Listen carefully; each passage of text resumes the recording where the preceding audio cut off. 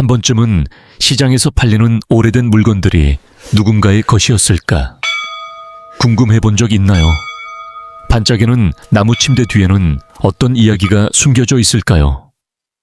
어느 날 집에 돌아왔을 때 어렴풋한 어둠 속에서 침대 밑에서 살며시 두드리는 소리가 들린다면 당신은 용기를 내어 확인할 수 있을까요? 아니면 이불을 꼭 움켜쥐고 밤이 빨리 지나가길 바랄 뿐일까요? 부산의 초봄은 아직 겨울의 창이가 남아 있었다. 안개가 완만하게 언덕길을 덮고 노란 불빛이 은은하게 새어나오는 낮은 지붕 위를 스쳐 지나갔다. 김씨 가족은 경상도 시골에서 부산으로 막 이사온 참이었다. 새로운 시작, 더 나은 미래를 꿈꾸며 새 집은 영도구의 작은 아파트였다.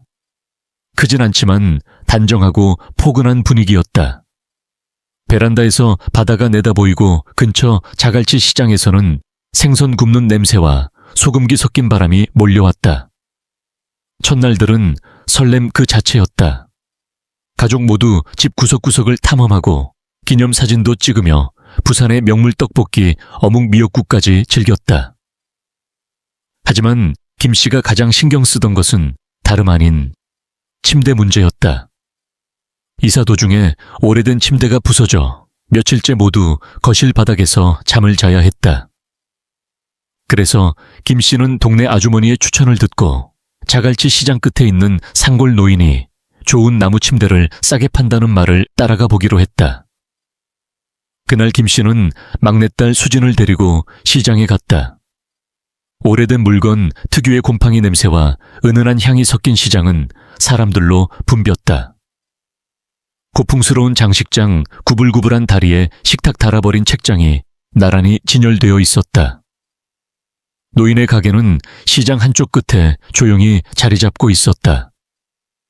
낡은 회색 속옷을 입은 노인은 깊은 눈으로 사람을 꿰뚫어 보는 듯했다. 매대에는 오직 몇 가지 물건만 있었다. 흑단 옷장, 고풍스러운 안락의자, 그리고 은은하게 빛나는 나무 침대 한 대. 김씨는 조심스레 침대 모서리를 두드려 보았다. 튼튼하고 소리가 맑았다. 이렇게 싼 이유가 뭔가요? 김씨는 의심스러운 눈길로 물었다. 노인은 기이하게 입꼬리를 올리며 대답했다. 이 침대는 경상도 양반 집안에서 쓰던 귀한 물건이네. 나무도 귀하고 상태도 좋아. 하지만 한밤중에는 절대 쓰지 말게. 수진은 그 말을 듣고 소름이 끼쳤지만 김씨는 웃으며 대수롭지 않게 넘겼다. 신랑이 끝에 김씨는 생각보다 훨씬 싼 값의 침대를 구입했다. 노인은 침대를 포장하며 고어채로 무언가를 중얼거렸고 떨리는 손으로 침대판을 쓰다듬었다. 그날 밤 가족들은 새 침대를 드리고 기뻐했다. 방은 작았지만 나무빛이 따뜻한 분위기를 만들어 주었다. 남편 김씨는 농담 삼아 말했다. 이 침대가 행운을 불러줄지도 몰라요. 모든 것이 평화롭게 흘러가던 밤 부산의 골목이 조용해지고 바깥에서는 잔잔한 파도 소리만 들려왔다. 막내 수진만은 쉽게 잠들지 못했다. 어디선가 침대 프레임이 삐걱이는 소리가 들려왔고 처음에는 착각이라 생각했지만 점점 소리가 커지고 침대 머리맡에서 톡톡톡 두드리는 소리까지 들렸다. 수진은 벌떡 일어나 방 안을 두리번거렸다. 달빛이 창문 틈으로 스며들며 바닥에 차가운 그림자를 드리웠다. 순간 창문 유리에 하얀 그림자가 어른거렸다. 안개 같은 형체가 뚜렷하지 않은 실루엣이었다. 수진은 겁에 질려 이불을 턱까지 끌어올렸고 심장이 미친 듯 뛰었다. 아무에게도 말할 수 없었던 수진은 오직 새벽만을 기다렸다. 다음 날 아침 김씨는 일찍 일어나 아침 식사를 준비했다. 뜨거운 밥과 김치찌개 구운 생선으로 차려진 식탁. 하지만 그날따라 집안에는 묘하게 음습한 냄새가 감돌았다. 김씨는 창문을 확인했지만 모두 닫혀 있었다. 커튼을 치는 순간 등골로 차가운 바람이 스쳐 지나갔다. 아무도 문을 열지 않았는데도 남편은 농담처럼 말했다. 이사하느라 피곤해서 헛것이 보이나 봐. 하지만 수지는 그날 하루 종일 누군가가 어둠 속에서 자신을 지켜보는 기분에 시달렸다. 침대 근처에만 가면 몸이 으슬으슬 떨리고 팔에 소름이 돋았다. 책상에 앉아 숙제를 하려 했지만 어느새 손끝으로 이상한 원을 그리고 있었다.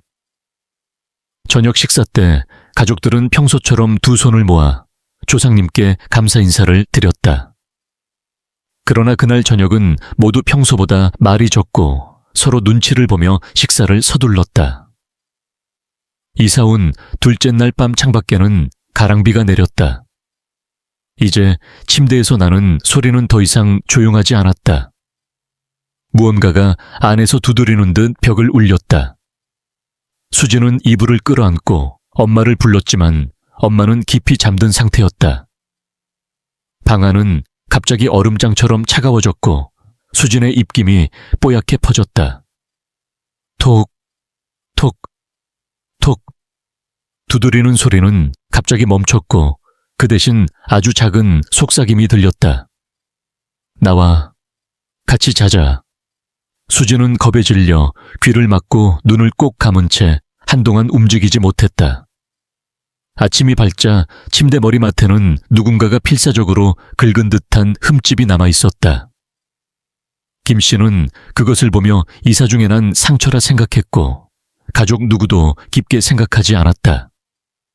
하지만 그날부터 밤이 찾아올 때마다 집안은 점점 더 무겁고 숨막히는 분위기로 변해갔다. 수지는 이제야 깨달았다. 진짜 악몽은 지금부터 시작이라는 것을. 이사 온 지 3일째 되는 밤 부산의 가랑비는 여전히 지붕 위를 두드리며 모든 기억을 씻어내리려는 듯 했다. 답답한 작은 방 안에서 수지는 뒤척이며 잠을 청했지만 막 눈을 감자마자 평생 잊을 수 없는 기묘한 꿈속으로 빨려 들어갔다. 꿈속에서 방은 희미하게 안개에 쌓여 있었다. 침대 발치에서 하얀 한복을 입은 여인이 천천히 다가왔다. 검은 긴 머리카락이 얼굴을 가리고 있었지만 깊은 눈동자에는 서글픈 슬픔이 가득했다. 그녀는 조용히 서 있다가 손을 내밀며 옛 한글로 속삭였다. 내 잠자리를 돌려줘. 더는 떠돌고 싶지 않아. 수지는 비명을 지르며 땀에 흠뻑 젖은 채 잠에서 깼다. 창밖에는 빗소리와 함께 새벽 버스 소리가 들려왔다. 부엌에서는 여전히 엄마가 아침을 준비하고 있었지만 수지는 알았다. 무언가가 바뀌기 시작했다. 보이지 않는 어떤 기운이 집안 전체를 짓누르고 있었다. 그날 아침 가족은 한식 아침밥상에 둘러 앉았다. 따끈한 쌀밥 매운 김치 미역국 노릇하게 구운 고등어 그리고 노란 단무지. 그러나 평소와 달리 모두 조용했다. 시장 이야기도 학교나 직장 얘기도 나오지 않았다. 김 씨는 생선을 한 입 베어 물고 소름이 끼쳤다. 생선살이 냉동실에서 막 꺼낸 듯 차가웠기 때문이다. 어제 막 산 배도 이미 멍이 들고 상해 있었다. 남편 김 씨가 물었다. 누가 어젯밤에 냉장고 문을 열어놨나? 김 씨는 고개를 저으며 대답했다. 그냥 습해서 그런가 봐요. 다 닫았는데. 수진만이 고개를 푹 숙인 채 손으로 옷깃을 꼭 쥐고 있었다. 꿈 이야기는 차마 꺼내지 못했다. 하지만 눈을 감을 때마다 하얀 한복의 여인이 또렷이 떠올랐다. 아침 식사 후 수지는 책가방을 메고 학교에 갔지만 불안한 느낌이 하루 종일 따라다녔다. 등굣길에는 누군가 뒤따라오는 듯한 기분이 들었으나 돌아보면 그저 비에 젖은 거리와 부산한 소리뿐이었다. 학교에서도 수지는 멍하니 이상한 나선과 기요만 연신 종이에 그렸다. 담임 선생님이 걱정스럽게 물었지만 수지는 집이 낯설어서 그렇다고 둘러댔다. 저녁이 되어 가족이 모여 식사를 하는데 김 씨는 갓 끓인 김치찌개가 차가운 것을 발견했다. 손을 대보니 얼음장처럼 차가웠지만 뚜껑은 닫혀 있었다. 남편이 창문을 열고 바깥 공기를 살폈으나 비만 내리고 바람 한 점 없었다. 그날 밤 수진이 침대에 오르자 등골이 오싹해졌다. 이불을 머리끝까지 덮었지만 창밖에서 불어오는 바람 소리에 몸을 떨었다. 깊은 밤 수진은 다시 꿈을 꾸었다. 이번에는 더욱 또렷했다. 하얀 한복의 여인이 침대 옆에 서서 수진의 귀에 속삭였다. 내 아이야. 내 아이는 어디 있니? 그 목소리는 얼음처럼 차가웠고 깊은 슬픔이 묻어 있었다. 수진은 몸을 움직이려 했지만 보이지 않는 힘에 눌려 꿈쩍도 할 수 없었다. 온몸에 식은땀이 흘렀다. 그 순간 침대 밑에서 흐느끼는 소리가 들려왔다. 애절하고 소름 끼치는 울음이었다. 아침 햇살이 방을 비추었지만 여전히 방은 싸늘했다. 김 씨는 수진이 구석에 웅크려 있는 것을 보고 달려와 안아주었지만 수진은 아무 말도 하지 못했다. 그날 아침 식사는 대충 끝났다.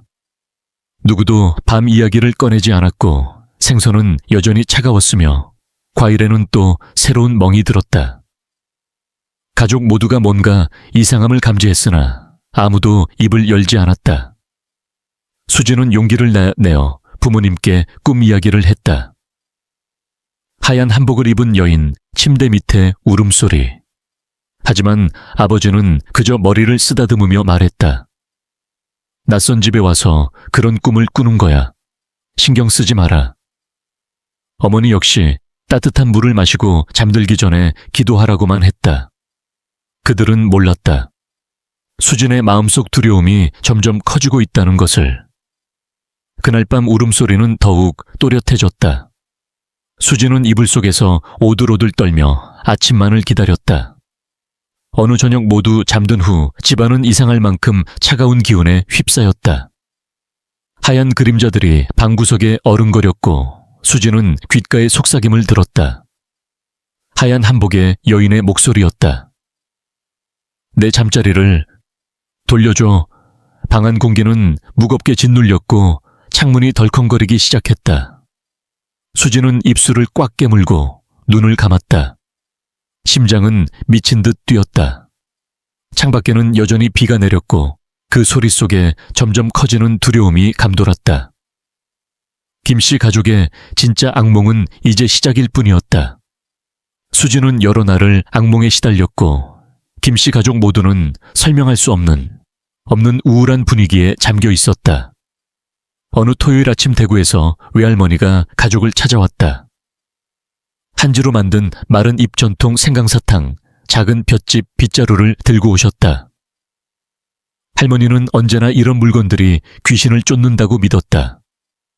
수진의 방에 들어서자마자 할머니는 갑자기 굳어버렸다. 노쇠한 눈이 나무 침대에 멈췄고 얼굴은 순식간에 굳어졌다. 목에 걸린 비취 염주를 꼭 쥐었다. 이 침대, 어디서 산 거냐? 목소리는 떨리고 작았다. 김 씨는 솔직하게 중고시장에서 샀다고 말했다. 할머니는 한참 말이 없더니 모두를 방 밖으로 내보내고 혼자 침대 앞에 앉아 작은 향 3개를 피우고 고어로 무언가를 기도했다.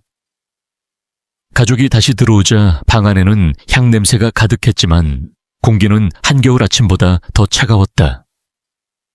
할머니는 고개를 숙이며 말했다.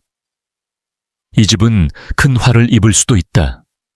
이 나무, 보통 나무가 아니다. 점심 식사 후 할머니는 오래된 전설을 들려주었다.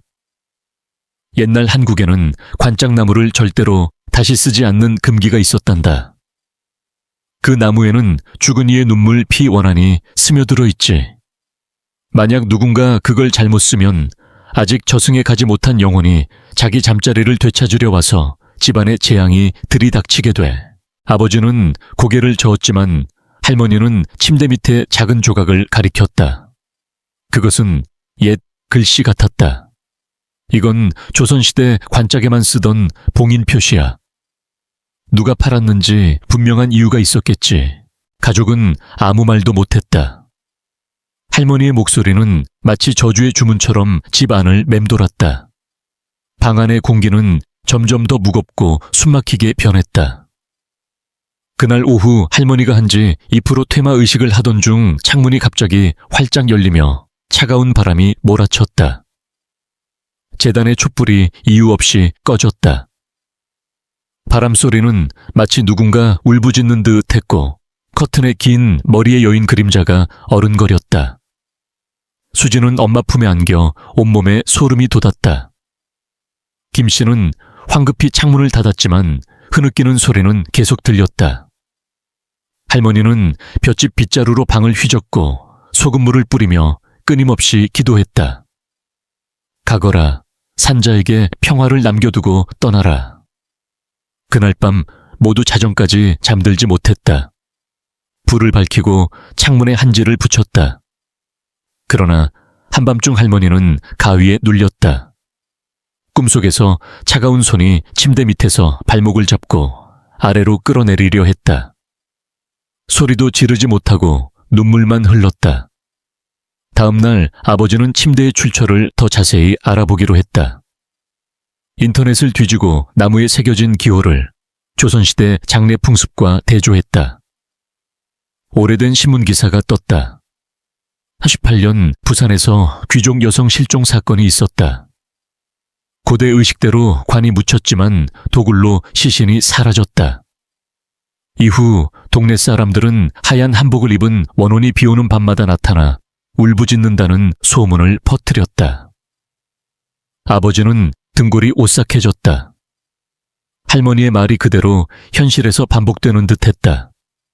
그는 침대 밑을 다시 살폈다. 깊게 긁힌 자국 들뜬 나무 그리고 새겨진 구어 문자가 손전등 불빛 아래에서 선명하게 드러났다. 그날 저녁 가족이 밥을 먹을 때도 김치찌개는 여전히 차가웠다. 할머니는 식사 후 조용히 방으로 들어가 일찍 누웠고 수진 역시 두려움에 잠들지 못했다. 밤이 깊자 할머니는 몸이 무거워지며 숨쉬기조차 힘들었다. 눈은 떠졌지만 몸은 꼼짝할 수 없었다. 침대 밑에서 차가운 손이 다시 나타나 할머니의 발목을 잡아 끌었다. 소리를 지르려 했지만 입이 움직이지 않았고 눈물이 주르륵 흘렀다. 그 와중에 하얀 한복의 여인이 앞에 나타났다. 얼굴은 흐릿하고 두 줄기 눈물이 흘렀다. 그 여인은 고개를 숙이며 고통스러운 목소리로 말했다. 돌려줘. 제발. 집에 가고 싶어. 할머니는 비명을 지르며 깼다. 온몸에 땀이 흥건했고 두 다리는 얼음장같이 차가웠다. 아침에 가족이 방바닥에 진흙 자국을 발견했다. 누군가 땅에서 기어 올라온 듯한 흔적이었다. 집안의 분위기는 점점 더 무거워졌다. 수지는 계속해서 슬픈 자장가 소리를 꿈에서 들었고 엄마는 욕실에서 그림자를 보았다. 아버지는 잠을 자면서 안개 낀 묘지에서 길을 잃는 꿈을 꿨다. 할머니는 결국 부산에 사는 유명한 무당에게 도움을 청하기로 했다. 가족은 떡막걸리 100숙 같은 제물로 제사를 준비했다. 하지만 준비할수록 기이한 현상은 더 심해졌다. 바람이 불 때마다 창문에 긴 머리 여인의 그림자가 비치고 방 안의 한지향 냄새는 어느새 흙과 눈물 냄새로 변했다. 그날 밤 침대 밑의 울음소리는 아침까지 이어졌다. 밖에는 여전히 비가 쏟아졌다. 방 안에서 할머니는 한숨을 쉬며 깊은 걱정에 잠겼다. 이 침대를 더는 두고 볼 수 없어. 이건 원한이 깃든 물건이니 제자리에 돌려놓지 않으면 절대 평화가 없을 거야. 김씨 가족은 결국 할머니의 말을 듣기로 결정했다. 유명한 무당과의 만남 위령제, 그리고 침대를 원래 있던 곳으로 돌려보낼 준비에 들어갔다. 그러나 밤이 깊자 바람은 다시 울부짖었고 하얀 한복의 여인은 방 한구석에서 아무 말 없이 그들을 지켜보고 있었다. 뭔가 더 끔찍한 일이 곧 닥칠 듯한 기운만이 감돌았다. 외할머니가 무당을 불러달라고 한 후 김씨 가족의 집안 분위기는 더 무거워졌다. 밤이 되면 부산의 공기는 갑자기 차가워지고 바람이 창문 틈으로 스며들며 유리문이 달그락거렸다. 집안 전체에 시큼한 흙냄새와 싸늘한 기운이 감돌았고 모두가 숨쉬기 힘들 정도였다. 이웃들은 수군댔다. 저 집은 밤마다 누가 신음하는 소리도 나고 흙냄새가 난다더라. 맞은편 아줌마는 밤 2, 3시에 수진방 창가에 하얀 한복을 입은 여자가 서 있는 걸 봤다고 했다. 처음엔 김씨도 웃어넘겼지만 어느 밤 그는 바닥 밑에서 올라오는 듯한 속삭임을 들었다. 춥다. 너무 춥다. 돌려줘. 불을 켰지만 아무 소리도 들리지 않았다. 침대 근처 바닥에는 희미한 물자국과 먼지 위로 찍힌 발자국이 남아있었다. 아침마다 수진 침대 주변 바닥에는 흙자국과 물자국이 어김없이 남았다. 김씨 아내는 수건으로 닦으려 했지만 닦을수록 손끝이 시렸다. 밤마다 외할머니는 금박 부적을 침대 머리맡에 붙이고 소금을 뿌렸다. 하지만 한밤중이면 바닥에서 한복 치마를 끌고 지나가는 듯한 소리와 흙냄새가 다시 번졌다. 수진은 이불 속에 웅크려 있다가 또다시 가위에 눌렸다. 꿈속에서 그는 차가운 물 아래 묶여 있고 누군가의 얼음 같은 손이 발목을 잡아 끌었다. 어느 날 밤 김씨 아내는 새벽에 욕실 문이 반쯤 열려 있는 것을 봤다. 그 문틈 너머엔 긴 머리카락으로 얼굴을 가린 여인이 바닥에 엎드려 흐느끼고 있었다. 이상한 집이라는 소문은 영도구 전체로 퍼졌다. 저기는 귀신집이야. 밤마다 울음소리가 나고 비 오는 날마다 하얀 여자가 서 있다더라. 어느 날 축구를 하던 동네 아이들은 수진방 창이 갑자기 열리고 안에서 슬픈 자장가가 들려오자 질겁해 도망쳤다. 여러 사람이 무당을 불러 구마제를 하라고 조언했다. 김씨 가족은 떡막걸리, 닭백숙 등 전통 제물을 준비하고 평소 부산에서 유명한 여성 무당 박씨를 초대했다. 무당 박씨는 빨간 한복을 입고 은방울과 나무검을 들고 나타났다. 의식이 시작되자 집안의 불빛이 깜빡이고 바깥바람이 세차게 불었다.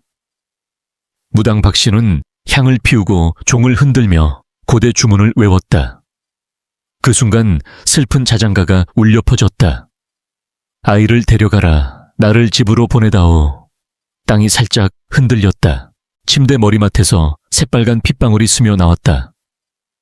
무당 박씨는 급히 외쳤다. 여기에는 아직 저승에 가지 못한 영혼이 있습니다. 그 여인은 너무 춥고 외로워서 자기 아이를 찾고 있습니다. 도와주지 않으면 이 가족은 평화로울 수 없어요. 외할머니는 무릎을 꿇고 엉엉 울며 용서를 빌었다. 의식 도중 수진은 갑자기 몸을 부들부들 떨더니 눈빛이 흐려졌다.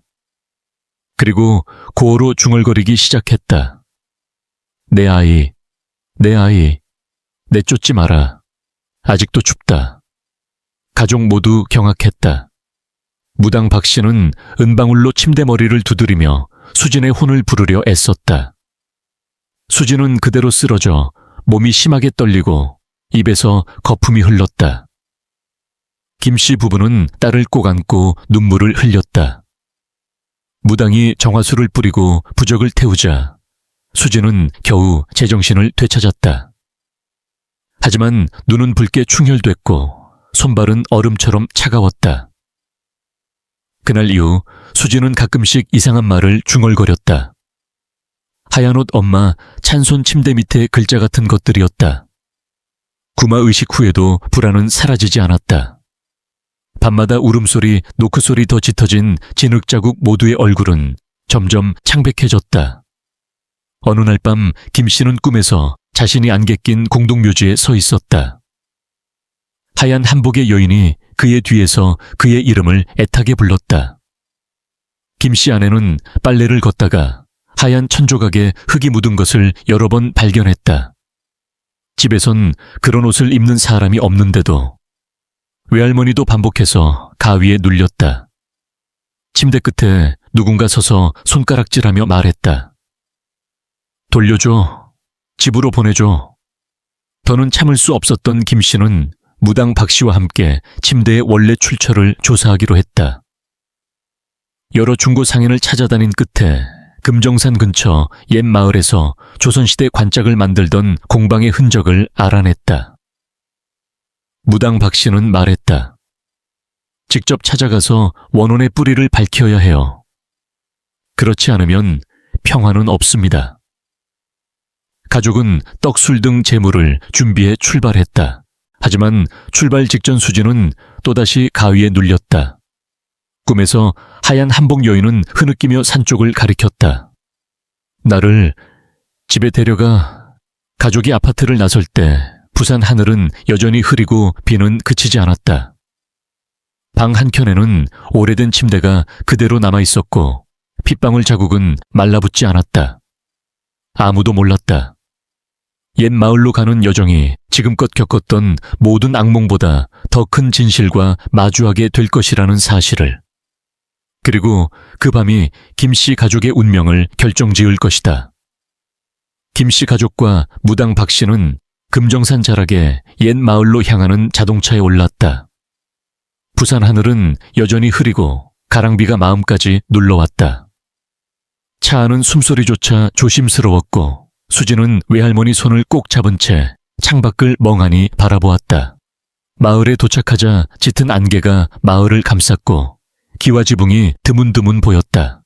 마을 입구에 앉아있던 백발의 노인은 이방인 가족을 바라보며 무언가를 꿰뚫어 보는 듯한 시선을 보냈다. 아버지는 정중하게 인사하고 예전 이 마을의 목공관짝 장례 풍습에 대해 물었다. 노인은 잠시 침묵하더니 예시하기를 들려주었다.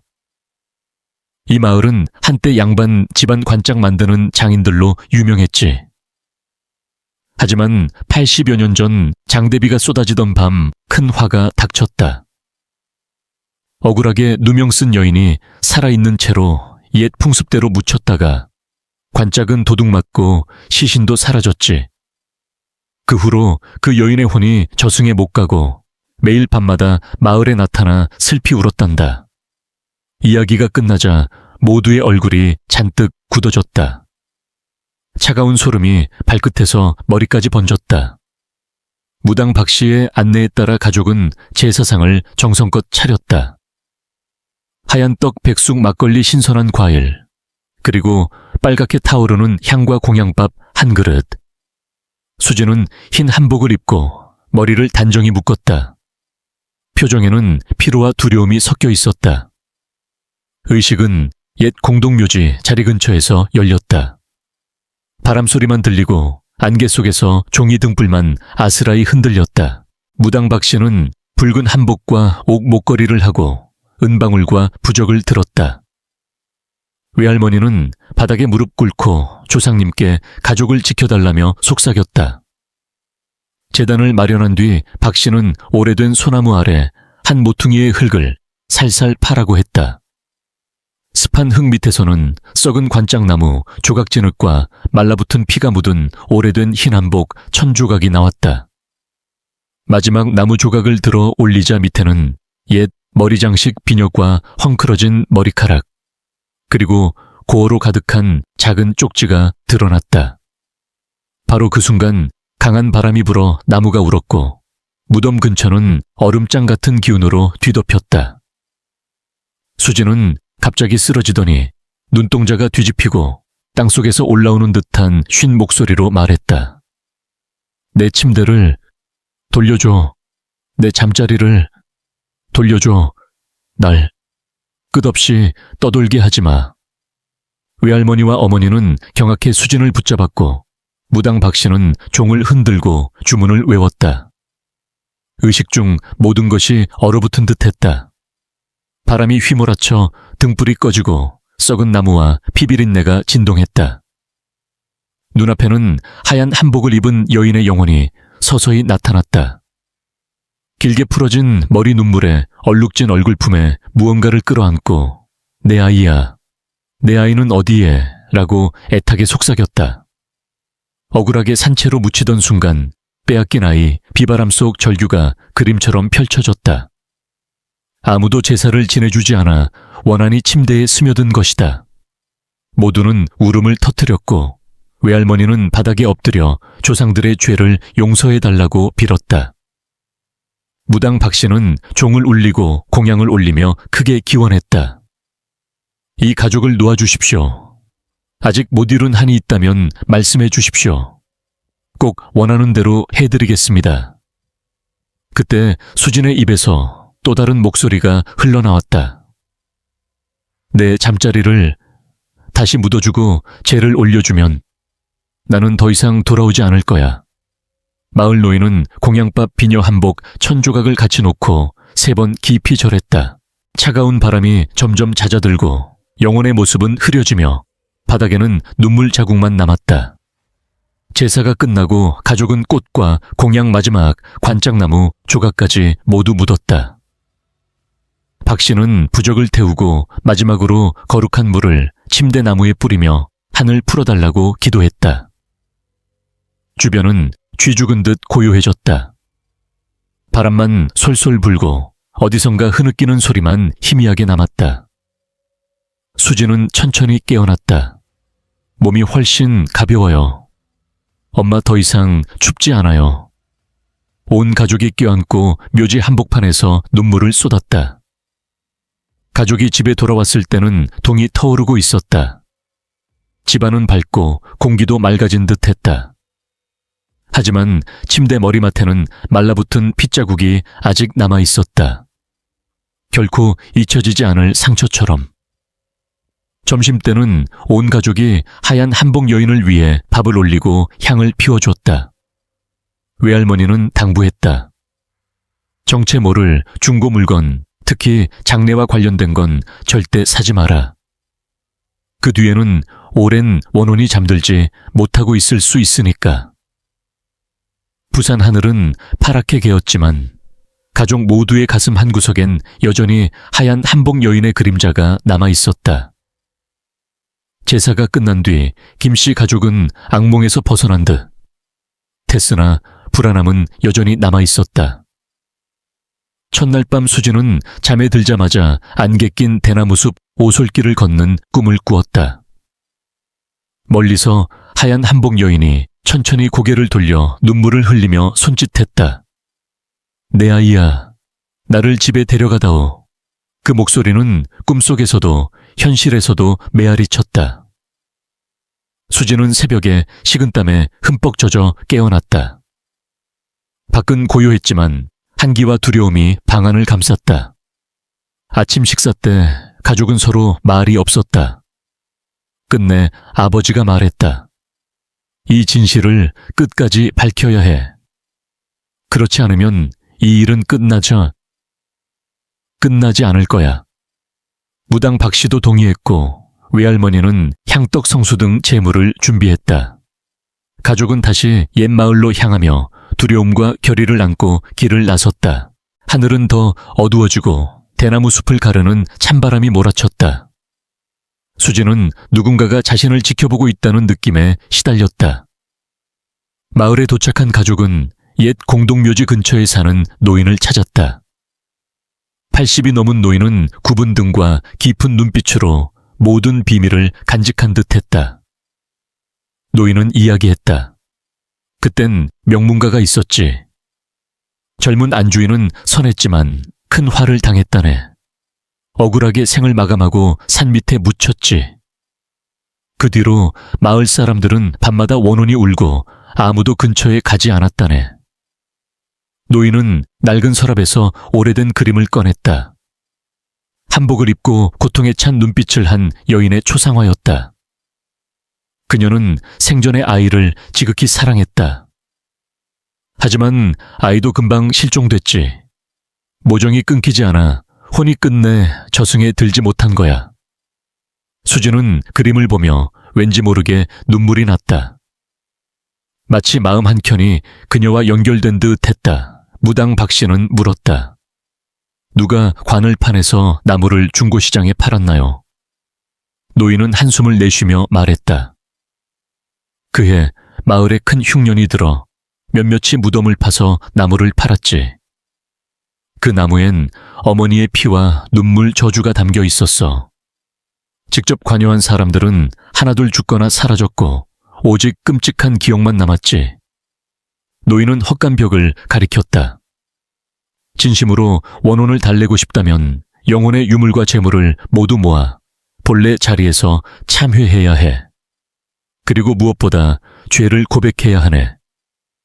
김씨 가족과 무당 박씨는 죄책감에 둘러싸였다. 과거의 무게가 방 안을 짓눌렀다. 가족은 마지막 제사를 준비하며 노인의 집에 묵게 되었다. 그날 밤 안개가 공동묘지와 마을을 덮었다. 모두가 잠든 새벽 수지는 창밖에서 슬픈 자장가를 들었다. 마당에서는 하얀 한복의 여인이 대나무 아래 조용히 서 있었다. 그 눈동자는 끝없는 슬픔으로 가득했다. 수지는 홀린 듯이 마루로 나갔다. 외할머니가 따라가 붙잡으려 했지만 영혼의 눈을 마주친 순간 움직일 수 없었다. 그때 낮은 목소리가 들려왔다. 나는 내 아이를 안고 싶었을 뿐이야. 집에 돌아가고 싶다. 찬바람이 몰아치고 공기는 얼어붙었다. 무당 박씨의 안내로 가족은 정식으로 제단 앞에 무릎 꿇고 향을 피웠다. 어머니와 아버지는 눈물을 흘리며 조상들과 마을이 저지른 죄를 사과했다. 노인은 전통 기도문을 크게 읽었다. 억울한 영혼이 빛으로 돌아가길 산자의 참회를, 받아들이길 평화가 찾아오길. 무덤 주위가 약하게 빛나며 하얀 여인의 영혼이 점점 가까워졌다.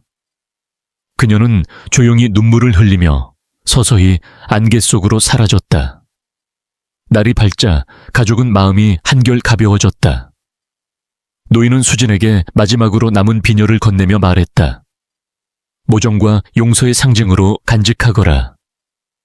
가족은 무덤 앞에 다시 공양을 올리고 깊이 절하며 감사와 작별을 전했다. 바람결에 자장가가 들려왔고 이번에는 온화한 사랑이 가득했다. 김씨 가족이 부산 집으로 돌아오자 하늘은 맑게 개어 있었다. 집은 더 이상 냉기가 돌지 않았고 모두가 평온함을 되찾았다. 하지만 밤이 오면 수지는 조용히 비녀를 만지며 멀리서 전해지는 따스한 품과 모정을 느꼈다. 외할머니는 속삭였다.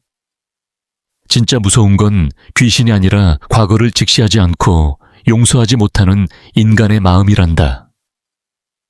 한편의 이야기가 끝났지만 슬픔과 용서 모정의 여운은 여전히 부산의 작은 집과 가족들의 마음에 남아 있었다. 오랜 두려움과 불안 끝에 김씨 가족은 마지막 방법을 택했다. 영혼을 돌려주고 관짝나무와 재물을 묻는 의식을 통해 하얀 한복 여인을 해방시켜야만 했다.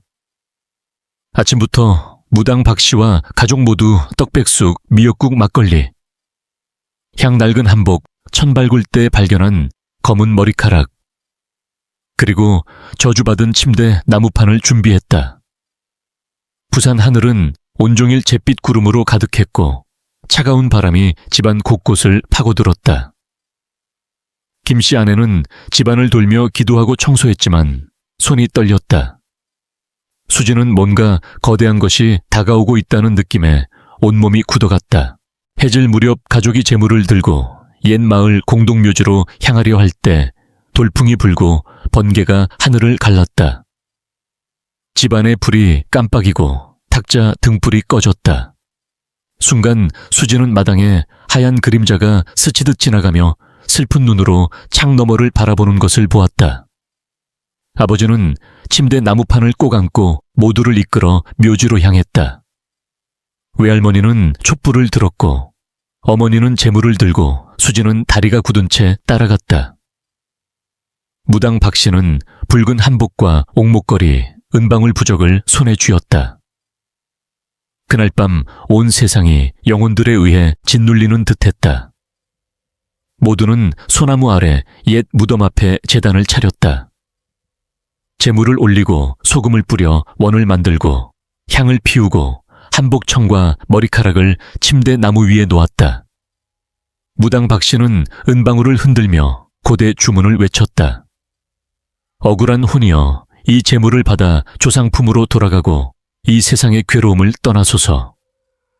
그 순간 바람이 불고 촛불이 깜박이며 향영이가 뿜어올랐다. 땅이 약하게 흔들렸고 땅속에서 처절한 울음소리가 들렸다.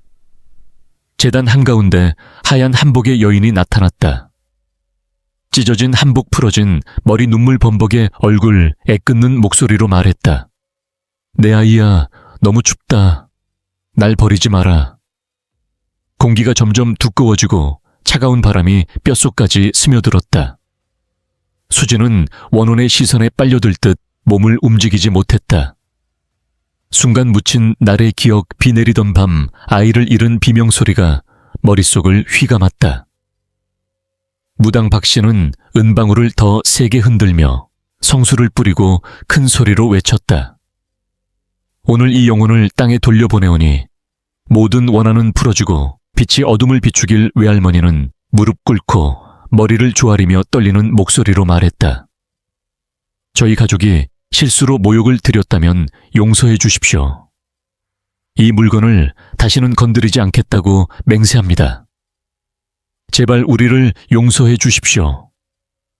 원호는 제단 위로 고개를 숙이고 침대 나무에 손을 얹었다. 낡은 상처에서 피가 흘러내려 재물과 소금원을 붉게 물들였다. 어디선가 단호한 목소리가 울렸다. 맹세가 어기면 나는 다시 올 것이다. 평화를 얻는다면 나는 영원히 지켜주겠다. 바로 그 순간 침대 나무판 위에 피로 옛 글씨가 새겨졌다. 지워지지 않을 서약이었다. 무당 박 씨는 부적을 태우고 성수를 침대 나무에 뿌렸다. 재물도 함께 옛 무덤에 묻었다. 땅에서는 따뜻한 기운이 퍼졌고 바람이 잦아들며 안개 사이로 푸른 달빛이 비쳤다. 순간 모두는 숨이 트이고 오래 묵은 짐이 내려간 듯한 안도감을 느꼈다. 원호는 은은한 빛 속으로 사라지고 남은 건 은은한 향과 평온뿐이었다. 수지는 엄마에게 달려가 울었고 온 가족이 무릎 꿇고 감사의 절을 올렸다.